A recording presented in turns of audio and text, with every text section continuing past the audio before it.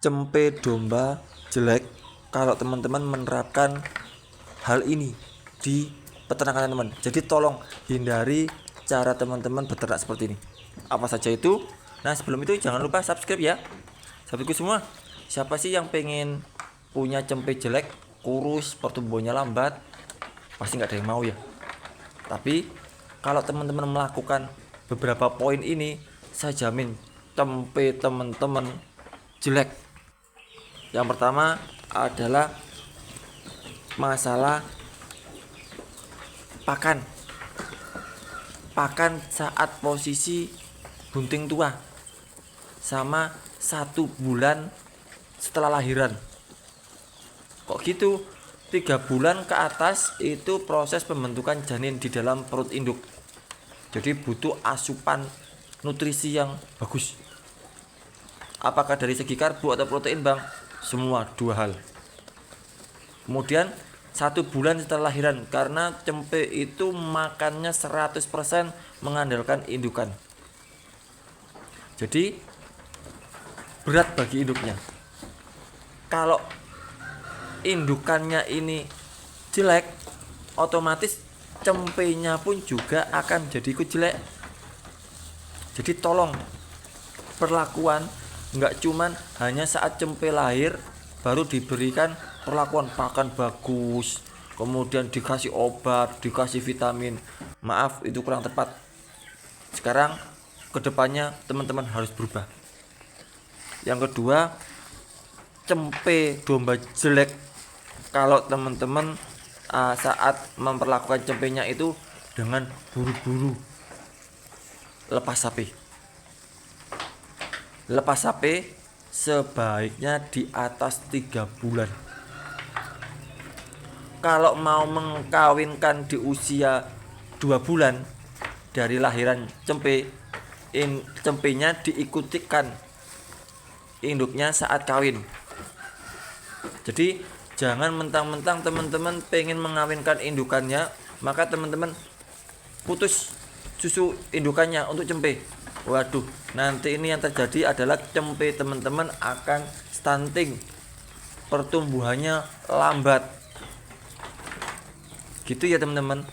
Jadi jangan karena pengen cepat punya populasi banyak, cempe dikorbankan. Itu sudah salah. Dan ini sudah pernah saya terapkan.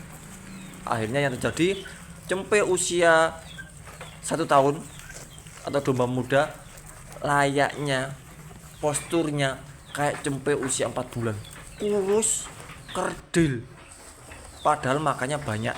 Ya karena tadi faktor cempenya saya stop untuk minum susu dari indukannya terlalu cepat, terlalu dini.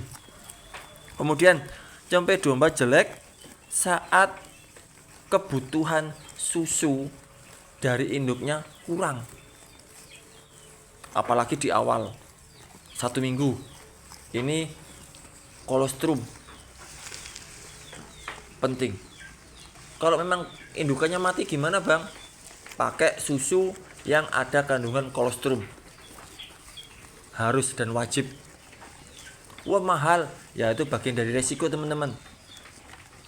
Kenapa harus seperti itu? Karena daya tahan tubuh. Yang kedua, dari faktor kecukupan susunya. Berapa banyak susu yang dibutuhkan oleh cempe? Kalau memang pakai susu bantu. Kalau dari indukan, alah gampang, yang penting indukannya dicukupin pakannya, air minumnya top kualitasnya yang mampu kita berikan, kita tidak akan pusing-pusing. Ya, kebutuhan susu cempenya harus diperhatikan. Kemudian cempe domba teman-teman akan jelek kalau saat teman-teman tidak melakukan yang namanya evaluasi kedepannya mau seperti apa. Apakah mau seperti ini aja? Yang penting cempe atau indukannya kasih makan, setelah itu tinggal. Kita nggak ngelihat kondisinya si cempe, kebutuhan cempe kayak apa. Karena ya beternak itu nggak bisa cuma ngasih makan, minum, nggak bisa.